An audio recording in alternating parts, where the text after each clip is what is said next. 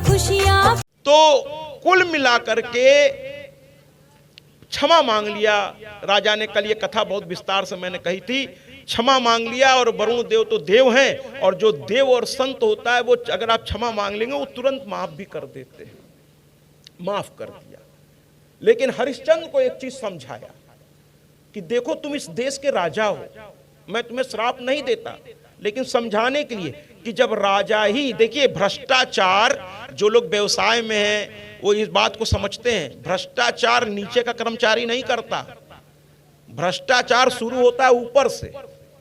सबसे पहले ऊपर वाला करता है, वो नीचे आता चला जाता है। जब सबसे बड़ा मुखिया भ्रष्टाचार, तो नीचे वाला कहेगा फिर हम भी, फिर उसके नीचे वाला कहेगा हम भी।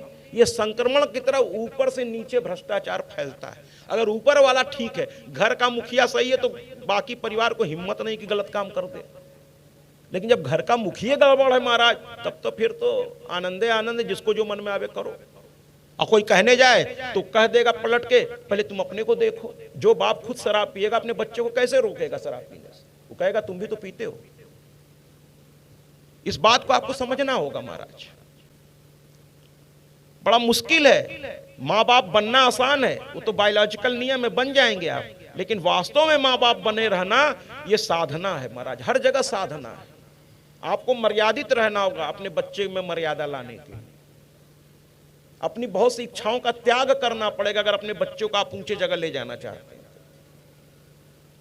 साधना करनी पड़ेगी, है ना। वो आपको आदर्श के रूप में देख रहा है। बच्चों को झूठ बोलना नहीं सिखाइए। बहुत से लोग क्या करते हैं, घर में है कोई आया तो बच्चे से कहते हैं जाओ कह दो कि पापा घर में नहीं है, और बच्चा भी बड़ा आज्ञाकारी है, बाहर जाके कहता है पापा कह रहे हैं कि पापा घर में नहीं है, और सामने वाला समझ जाता है। सामने वाला समझ, बच्चों को ऐसे झूठ बोलना था। अच्छा, कुछ घरों में जहाँ सामूहिक परिवार है वहाँ माताएं कहती हैं जाओ जरा देख सुन के आओ चाची हमारे बारे में क्या कह रही है, जरा सुन के हमका बताना एक एक बात। बच्चा चुगली करना उसी दिन सीखता है महाराज। ये गंदी आदतें हम ही और आप उसके अंदर भरते हैं। वो समझ जाता है चाची कोई दुश्मन है। अरे उसको कहिए तुम्हारी चाची हैं, उनको प्रणाम करो। आप उनके मन में क्या है उसको छोड़िए ना, आप प्रणाम करो, हैं आप अच्छा काम करो, बाकी वो उसकी सोच उसके साथ, आप अपनी सोच सही रखो। बच्चों में ये शिक्षा दीजिए। हमारा उनका क्या है वो हम देख लेंगे, तुम बीच में नहीं आना, तुम बीच में नहीं, तुम्हारे वो चाची हैं, मां समान है, तुम बीच में नहीं आओगे। बच्चों में ऐसी शिक्षा दीजिए। कुल मिलाकर राजा हरिश्चंद्र को उन्होंने कहा तुम राजा हो। राजा हरिश्चंद्र ने चरण पकड़ के कह दिया आज से मैं सत्य का पालन करूंगा, जिंदगी में कुछ भी हो जाए सत्य नहीं छोड़ूंगा। वरुण ने कहा अगर तुम ऐसा कर पाए तो फिर तुम्हारे जीवन में कोई कमी नहीं रहेगी। वरुण तो चले गए। राजा अपना प्रसन्नता से राज्य चलाने लगे महाराज। उनका लड़का भी बड़ा हो गया था। एक दिन राजा, आप ध्यान से सुनिएगा, आप थोड़ा दुख का घड़ी आने वाली। राजा की परीक्षा देखिए, साधना में बहुत दिक्कत होती है। कोई चीज संकल्प लेना बड़ा आसान है, लेकिन उसको पूरा करना, आईएएस बनना है आसान है, कोई भी बोल देता है। 100 रुपए का फॉर्म भरने की जिसपे क्षमता कहेगा हम आईएएस बनेंगे, लेकिन आईएएस की तैयारी हर आदमी नहीं कर पाता, साधना नहीं कर पाता। ठीक है महाराज, साधना नहीं कर पाता। जब मैं पढ़ा करता था, यूनिवर्सिटी में था, इलाहाबाद यूनिवर्सिटी में, तो मैंने साइकोलॉजी से एमए, मैंने 2 विषय से, अब उसको छोड़ दीजिए। तो एक बार वहाँ के एचओडी थे डॉक्टर ए.के. वर्मा, विदेश रिटर्न, उनकी किताबें हम लोग पढ़ते थे, लेकिन क्लास लेने से पहले 1 घंटा पहले उनसे कोई मिल नहीं सकता था। तो एक बार मैंने पूछा उनसे, और वो मुझको बहुत प्यार करते थे क्योंकि मैं थोड़ा गुरुओं का बहुत आदर, मैं उनके चरणों की धूल रोज सर पे लगाता था कि आप जैसा थोड़ा भी बन जाऊंगा तो जीवन धन। तो मुस्कुरा देते थे वो।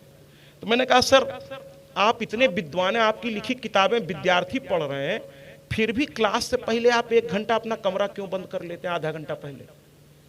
तो कहते हैं बेटा आज भी मैं होमवर्क किए बिना क्लास में नहीं जाता। उस दिन से मैंने सीखा। मैंने अच्छा पूछा उनसे, जब मैं पूछा कि आप होमवर्क, सारी किताब तो आप पढ़ चुके, फिर उसी किताब को दोबारा सुन लीजिए, कथा दोबारा क्यों सुननी चाहिए, उसी किताब को दोबारा आप क्यों पढ़ते हैं? कहें बेटा ये सागर है, जितनी बार पढ़ोगे उतनी बार तुमको नई चीज मिलेगी। और जब मैं इंटर में लेक्चरर बना तो मुझे इस चीज की फीलिंग आई। मैं भी आधा घंटा होमवर्क करता था। एक बार एक टीचर ने मुझसे कहा, वो बहुत माननीय टीचर थे, जीआईसी से रिटायर्ड थे, कहे उस जमाने में मैं डायरेक्टर था तो पांडे जी लोग मुझे कहते थे, कहे पांडे जी आज भी आप पढ़ते हैं, अभी भी आपको पढ़ने की जरूरत पड़ती है, 32 साल से आप शिक्षक हैं, अभी भी आप पढ़ते हैं। तो मैंने कहा कि सर मेरे गुरु ने कहा था कि ये सागर है, एक बार में इसमें से सारी मोती नहीं निकल पाती। एक ही किताब को जितनी बार पढ़िए उसमें से अलग अलग चीज निकल के सामने आती। इसीलिए एक ही कथा जितनी बार सुनेंगे, अगली बार और परिपक्व होकर सुनेंगे तो और इसमें से मोतियां आपके झोली में चली जाएंगी। इसलिए सुनिए, बार बार सुनिए, रामचरितमानस सुनिए, भागवत एक बार में नहीं मिलती महाराज। उतना हमारा मानसिक स्तर नहीं कि बाबा तुलसी को और वेद व्यास को हम एक बार में समझ जाए। ये सब बहुत बड़े लोग हैं, इनको समझने के लिए बहुत प्रयास करने पड़ते हैं। इसलिए बार बार सुनिए। और हम लोग पढ़ाने से पहले पढ़ के जाया करते थे कि क्लास में लड़के बैठे हैं और एक साथ 100-150 बच्चे, एक जब वहाँ से बैठ के सुनना बड़ा आसान है महाराज, लेकिन जब टीचर जानता है, जब ब्लैक बोर्ड पे खड़ा होता है तो कई जोड़ी आंखें उसकी ओर होती हैं। एक छोटी सी गलती, लड़कों के नजरों में आपकी इज्जत खत्म। कई जोड़ी आंखें आपको देख रही होती हैं और उसमें से कुछ लड़के बहुत पढ़ने वाले होते हैं, तो उनकी खुराक जब तक आप नहीं देंगे वो आपके चरण नहीं छुएंगे सर कह के। जब आप उनको बताएंगे कि वाकई मैं तुम्हारे सर होने लायक हूं, तभी उनकी श्रद्धा आपके प्रति जगेगी। तो ये सब बातें हैं। कुल मिलाकर के हरिश्चंद्र जो है आगे बढ़े महाराज, और उनका लड़का जो रोहितास था वो बड़ा हो रहा था। एक दिन राजा आखेट करने गए, वहां पर हुआ ये कि इंद्र का, थोड़ा फ्लैशबैक में हम जाएंगे, थोड़ा कथा को उस जगह से ले जाके यहां ले आते हैं कि इंद्र का आसन लगा था, वहां विश्वामित्र और वशिष्ठ पहुंचे हुए थे। वशिष्ठ ने कहा कि हमारा जो शिष्य है अयोध्या का नरेश हरिश्चंद्र, वो बहुत अच्छा इंसान है। गुरु भी अपने छात्रों से प्रभावित हो जाते हैं। तो कहने लगा मेरा ये शिष्य बहुत अच्छा है। तो विश्वामित्र ने कहा अरे तुम्हारे शिष्य को मैं जानता हूं, बुराई करने वालों की कमी तो है नहीं महाराज ना। तो कहे तुम्हारे शिष्य को मैं जानता हूं। अरे वही है ना जो वरुण देव को मूर्ख बना रहा था। वरुण देव ने श्राप दे दिया है ना, और जलोदर रोग हो गया, क्षमा मांगा तब जाके माफी मिली है इसको, और तुम इसको सत्यवादी, वही है झूठा एक नंबर का। इसीलिए गलती नहीं करनी चाहिए। एक बार आपने कोई गलती कर दी, समाज उसका ठप्पा लगा देता है आपके ऊपर। अच्छे काम को नहीं प्रशंसा करेगा, लेकिन बुरा काम तुरंत सनसनी की तरफ फैल जाएगा। तो इसीलिए बड़ा सोच समझ के काम करना चाहिए। इसीलिए मैं कहना कथाएं आपको सिखाएंगी। तो कहे तुम्हारा वही शिष्य है ना, झूठ बोलता है, एक नंबर का झूठा है। तो बस कहे वशिष्ठ कि हाँ सही बात है, झूठ बोलता था। हर इंसान में गलती होती है, लेकिन कहते ना सुबह का भूला अगर शाम को घर आ जाए तो उसे भूला नहीं कहते। गलती करना कोई गलत बात नहीं है महाराज, इंसान है तो गलती होती है। कहते ना इंसान हो तो खताएं करो मेरी तरह, यार मुझे खुदा ये अच्छे नहीं लगते। अर्थात इंसान से गलती होती है, लेकिन जो गलती को सुधार ले महाराज ना, फिर वो इंसान नहीं, वो स्वयं में भगवान हो जाता है। कहें आज की तिथि में उसमें ये कमी नहीं है, सीख लिया है वो, अब वो सत्य बोलता है। कहें चलो फिर परीक्षा ले लेते हैं, देखते हैं तुम्हारा शिष्य कितना अपनी बात पे खरा उतरता है ना महाराज। समझ लीजिए परीक्षा हो रही है आपकी। पहले तो दुख पड़े तो ये देख लीजिए कि ये आपके कर्मों का नतीजा तो नहीं है। अगर है तो पहले कर्म सुधारिए, और अगर कहीं दूर दूर तक आपके कर्म में कोई कमी नहीं है फिर भी दुख आया है तो समझ लीजिए परीक्षा है। उसमें भी किसी संत विद्वान के पास बैठ के पूछिए क्या रास्ता, वो बता देगा। लेकिन पूछिएगा उससे जिसको अपना कोई स्वार्थ ना हो। ये टंट घंट वालों से नहीं, वो तो बनाओ तो अनुष्ठान बताएंगे कि हाई कर लो, इसमें इतना चढ़ा दो, ऐसे हो जाएगा, और कुछ होगा नहीं। पूछिएगा उससे जो निस्वार्थ बात करता हो। ठीक है ना। तो कुल मिलाकर के महाराज यहां पर दोनों में लड़ाई हो गई। वशिष्ठ विश्वामित्र ने कहा चलो अभी देख लेते हैं। इसके बाद विश्वामित्र आ गए और जमीन पर एक जगह स्वर्ग से आए धरा पर, और एक जगह आसन लगा के बैठ करके थोड़ा साधना करने लगे। जब संत नाराज होता है, किसी बात पर उसको गुस्सा आ जाता है, तो अपने को शांत करने के लिए आंख बंद करके भगवान का नाम लेने लगता है और 2 मिनट में शांत हो जाता है। विश्वामित्र क्रोध में आ गए थे कि अरे झूठे को ये सच्चा बता रहे हैं, कुछ लंबा जजमानी दे दिया होगा, दक्षिणा कायदे चढ़ा दिया होगा, अभी मार गुण गाए पड़े हैं उसका, जबकि वो तो झूठा आदमी है 1 नंबर का। और वो साधना करने लगे। अब देखिए हरिश्चंद्र की किस्मत भी क्या, कभी कभी ना आदमी का बुरा वक्त उसको घसीट के गलत काम करवाता है महाराज। और जानते हैं एक चीज ध्यान रखिएगा, बुरा वक्त को दोष मत दीजिएगा। मेरी कथा थोड़ी अलग तरह की है। अगर आप गलत कोई काम करते हैं जीवन में और आपको पता है कि गलत फिर भी करते हैं, तो महाराज इसमें वक्त का दोष नहीं है, किसी का दोष नहीं है, ये आपका दोष है। आप अपने आदत से लाचार हैं और अपने आदत को नियंत्रण में नहीं ला पा रहे, इसलिए आप वो कर रहे हैं जो आपको पता है कि गलत फिर भी किए जा रहे हैं। अपने को नियंत्रण में रखने की आदत डालिए, है ना, अपने को नियंत्रण में रखने की आदत डाल लीजिए महाराज। तो कुल मिलाकर के उन्होंने कहा कि परीक्षा, और वो साधना में बैठ गए। अचानक उधर से हरिश्चंद्र गुजरे। अब देखिए दूसरी गलती हरिश्चंद्र से होने जा रही है। गुजरे, वहां एक औरत रो रही थी। हरिश्चंद्र ने पूछा काहे रो रही हो? तो कहने लगी मेरा नाम मंत्र है और ये विश्वामित्र मुझको सिद्ध करने के लिए वहां बैठकर तपस्या कर रहे हैं। अगर वो तपस्या पूरी हो गई, देखिए फिर वही बात आ गई कि कोई साधना आप कर रहे हैं, अगर वो पूरी हो गई तो उस साधना का सब कुछ आपको फल मिलेगा।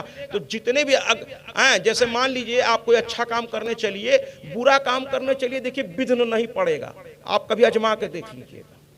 कोई गलत काम करने निकलिए, कोई बाधा नहीं आएगी महाराज, बल्कि और व्यवस्था मिलेगी कि पहुंच के जल्दी से जल्दी उस गलत काम को आप कर लें। करेंगे तबे तो भोगेंगे ना, करिए तब भोगिए। ये संसार है। आप शराब पीने निकलिए, आप कोई नृत्य नाच जो आजकल होती है, कोई बाधा नहीं आएगी। आप भयंकर ठंडक में भी पहुंच जाएंगे और वहां नोटों की बारिश कर देंगे, है ना। गलत काम करने में बाधा नहीं आएगी, उल्टे सहयोग मिलेगा। 4 लोग और साथ ही मिल जाएंगे, उधरे चलत है कहा हम चलब।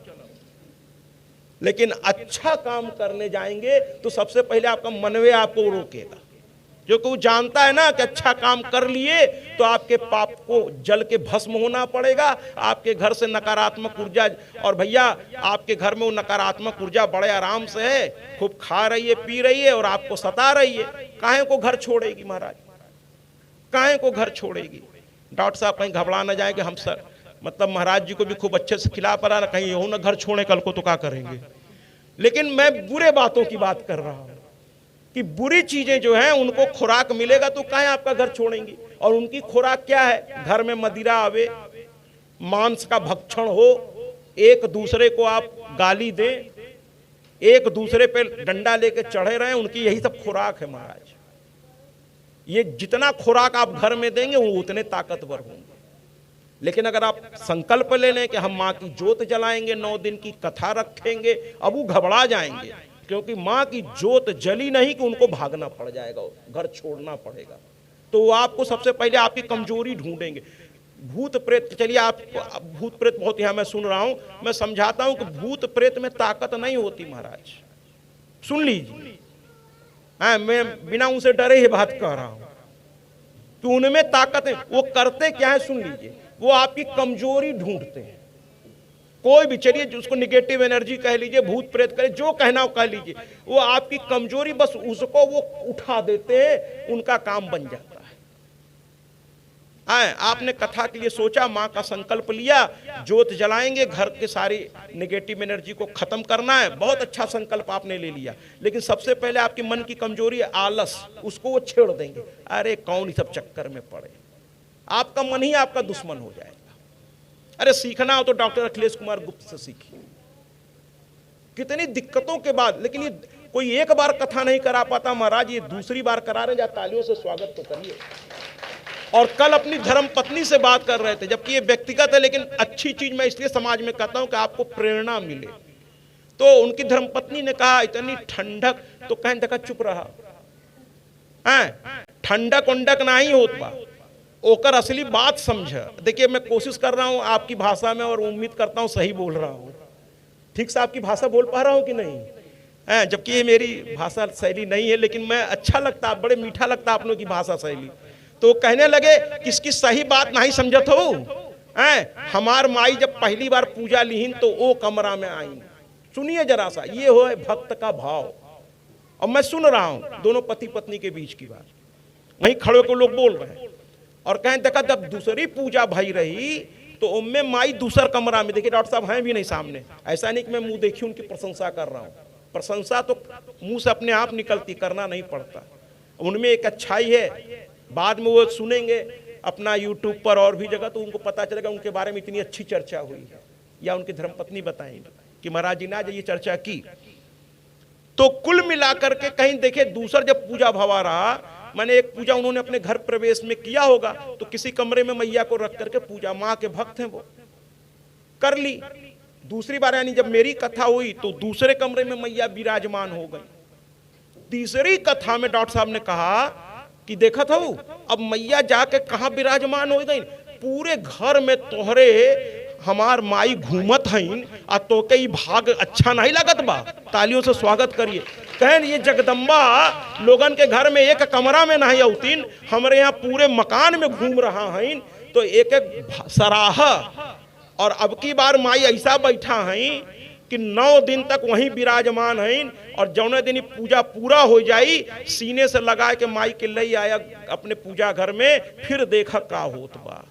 वो कहते ना एक गीत आज क्या मिल गया, डॉक्टर साहब है नहीं लेकिन उनके भाव को प्रणाम करते हुए गीत समर्पित करना चाहता हूं।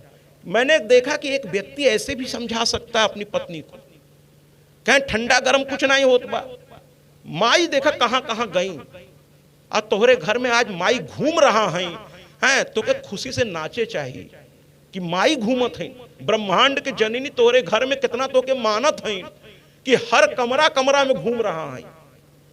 और डॉक्टर साहब शायद आ भी गए है ना, और डॉक्टर साहब ने हमसे कहा कि मैया तो हमको सब दी है, क्या नहीं दिए हमको है। मुख्य आयोजक वो रहे हैं, पिछली बार तो वही थे, कहे मैया की कृपा मुझ पर रहती है महाराज। अब उन्होंने मुझे थोड़ा सा कह रखा है कि चूंकि बहुत सी बातें मैं नहीं बता, लेकिन डॉक्टर साहब बड़े खुश नाचते रहते, कहते मैया तो मुझे सब दे दी है। इसलिए ये गीत डॉक्टर साहब और हर उस भक्त के लिए है जिसे माँ पर विश्वास है और माँ को इस नजर से देखता है और वो माँ से कहता है क्या बताऊं मुझे आज क्या मिल गया, क्या बताऊं मुझे आज क्या मिल गया, हो क्या बताऊं मुझे आज क्या मिल गया, माँ तेरे नाम का आसरा मिल गया, क्या बताऊं मुझे आज क्या मिल गया, क्या बताऊं मुझे आज क्या मिल गया, क्या बताऊं मुझे आज क्या मिल गया, माँ तेरे नाम का आसरा मिल गया, हर खुशी का मुझे अब पता मिल गया, हर खुशी का मुझे अब पता मिल गया, माँ तेरे नाम का आसरा मिल गया, क्या बताऊं मुझे आज क्या मिल गया, क्या बताऊं मुझे आज क्या मिल गया।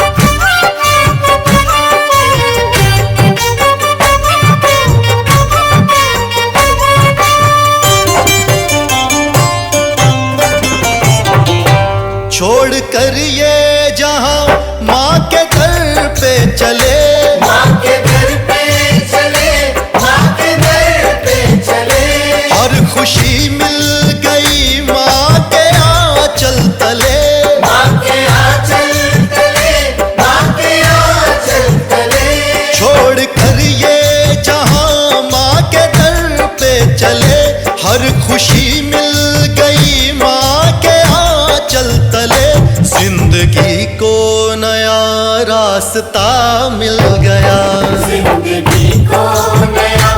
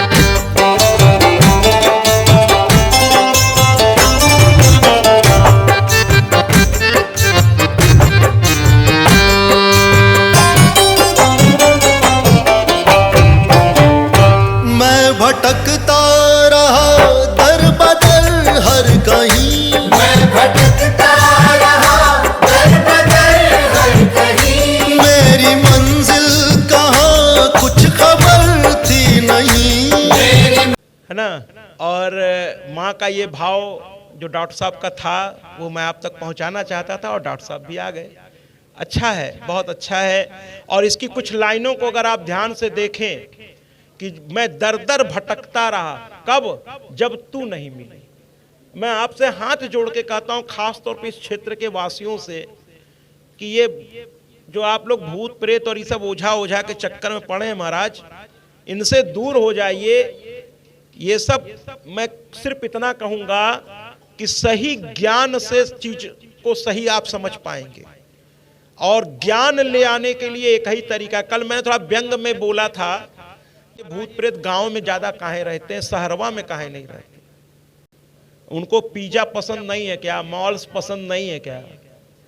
शहर में नहीं मिलते महाराज, भूत गांवों में ज्यादा मिलते हैं।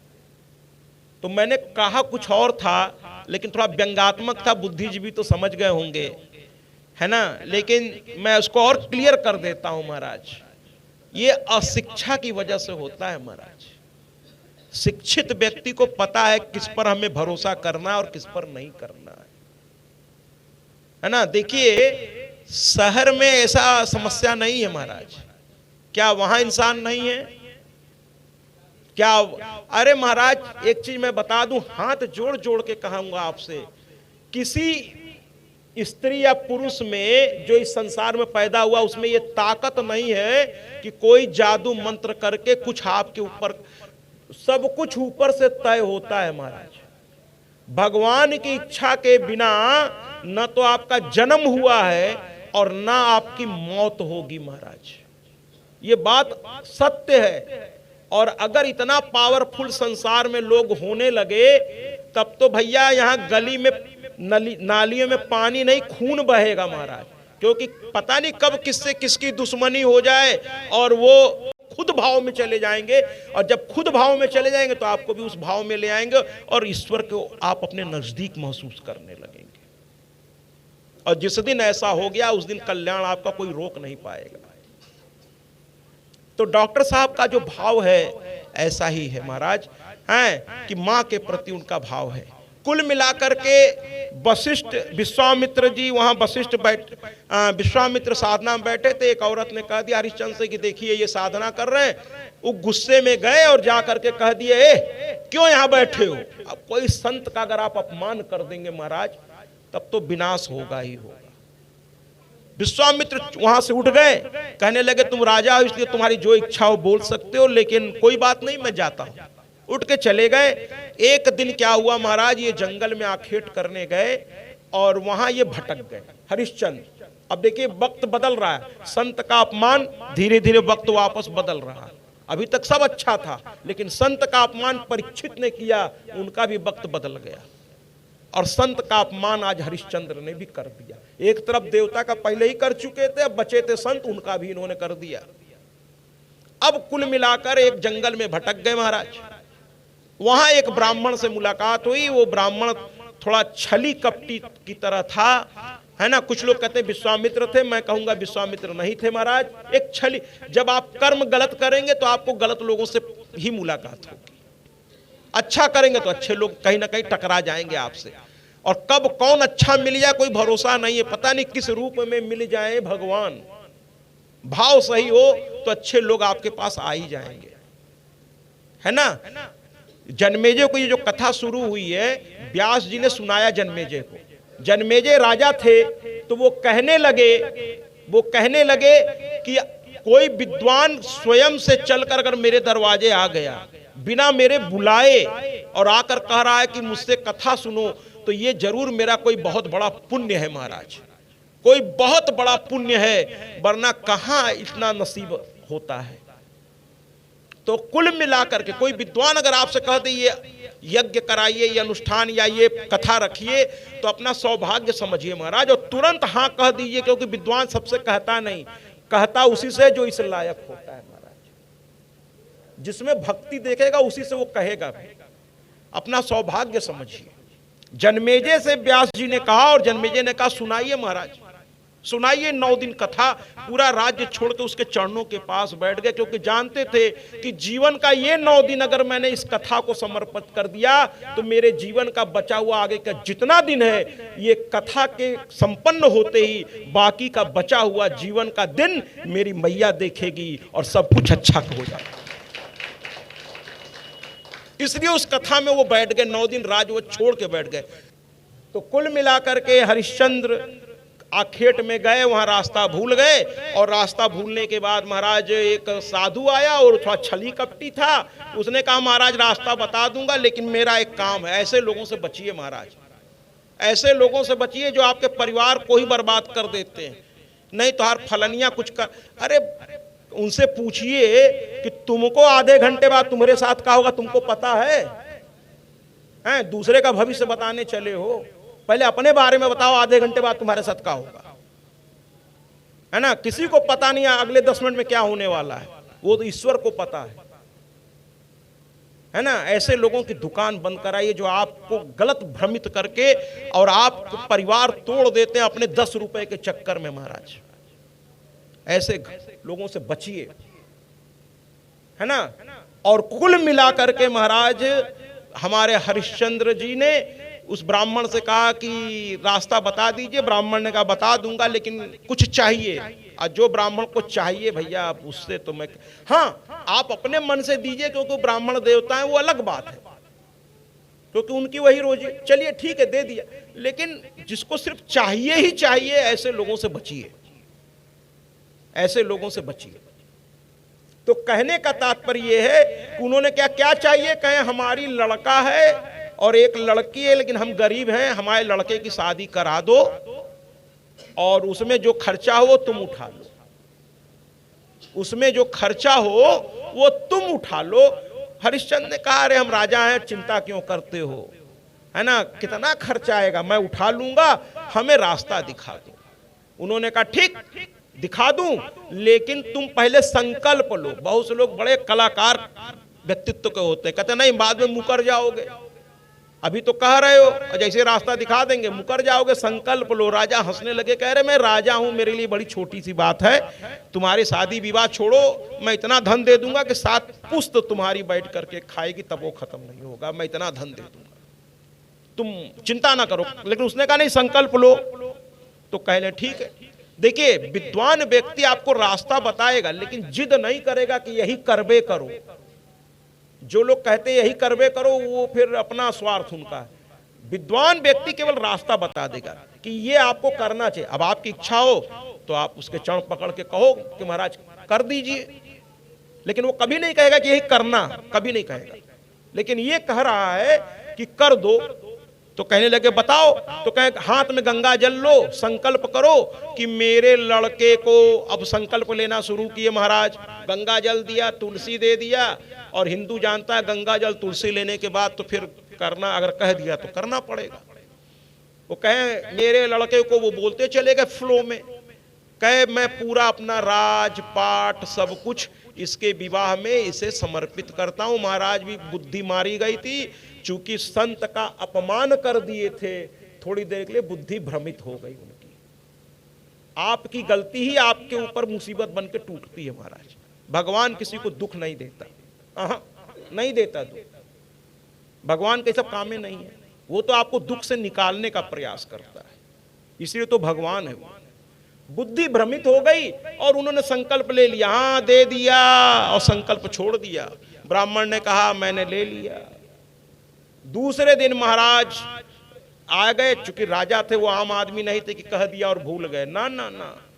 बड़े लोग जो आदरणीय पद पर होते हैं वो एक बार स्टेटमेंट दे दिया तो दे दिया। हम लोग जब पदों पर बैठते थे तो बड़ा सोच समझ के बोलते थे कि अगला कहेगा आपने तो कहा था, तो बड़ा सोच समझ के स्टेटमेंट देना पड़ता है। कथाओं में भी हम लोग बहुत सोच समझ के बोलते हैं। यहाँ तो मीडिया वाले बहुत नहीं आ रहे हैं, और कथाओं में मीडिया वाले रहते हैं, वो दूसरे दिन पेपर की हेडलाइन बना देते हैं, है ना महाराज। तो बड़ा सोच समझ के यहाँ से बोलना पड़ता है। ऊपर से लाइव जा रही है, 129 देशों में लाइव चल रहा है, तो बड़ा प्रमाण के साथ। तो कह दे दिया। अब राजा आए और घर में चिंता करने लगे। ब्राह्मण ने रास्ता बता दिया, घर पहुंच गए और चिंता करने। उनकी पत्नी अपने पति को, देखिए दो ही लोग व्यक्ति को ज्यादा अच्छे से जानते हैं, एक तो माँ जिसने जन्म दिया है, और एक उसकी पत्नी या पति जानते हैं उसको बहुत नजदीक से। पत्नी समझ गई कि पति आज बड़ा चिंता में है, वो पूछने लगी क्या हुआ। राजा ने सारी बात बता दी। कहे अब ये राज्य हमारा नहीं रहा, ये राज्य हमारा नहीं रहा, और सुबह होते ही हमको इस राज्य से अब चलना है, क्योंकि दान दी हुई चीज पर अधिकार नहीं रह जाता। अब हमें चलना है इस राज्य को छोड़ के। पत्नी ने एक बार भी नहीं कहा, है ना। आजकल की कुछ, सब नहीं, कुछ आधुनिक महिलाएं कह देंगी अच्छा यही मूर्खता करके आ गए, कल तलाक का पेपर भेज देंगे, तुम भिखमंगे के साथ कौन रहेगा।